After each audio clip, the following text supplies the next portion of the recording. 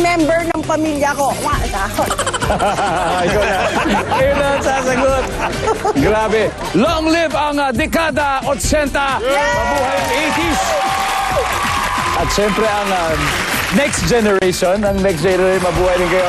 Kaya maraming salamat po sa lahat. Ako po si Ding Dong Dantes. Araw-araw na maghahatid ng saya at papremyo. Kaya makihula at manalo dito sa Family Feud.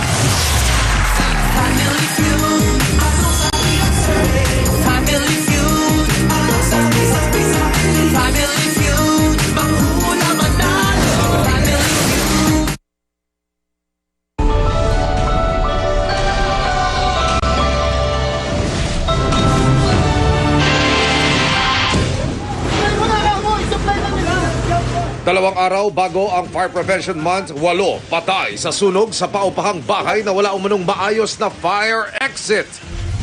Dapa. Exclusive. Mga namemeke ng dokumento ng pinaparentang sasakyan saka ibebenta sa merkado, nasa kote sa Bulacan. Business community is in a panic because this is what they're afraid of.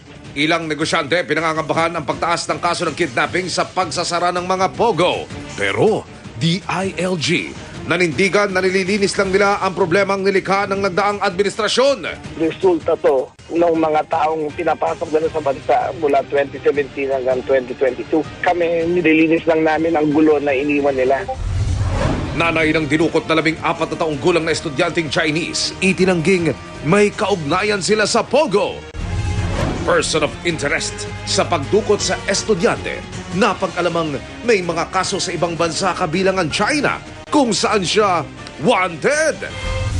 Exclusive. Kahit puno ang ilang warehouse ng NFA tulad sa Balagtas, Bulacan, mas murang bigas. Bakit hindi nakararating sa mga kalapit na pamilihan? At kilalanin ang 4 na kapuso leading ladies na magtatagisan sa kauna-unahang VU Original Series ng GMA na Slay. This is Philippine culture. There was a ballot that was rejected first. Live mula sa GMA Network Center, ito ang 24 Oras.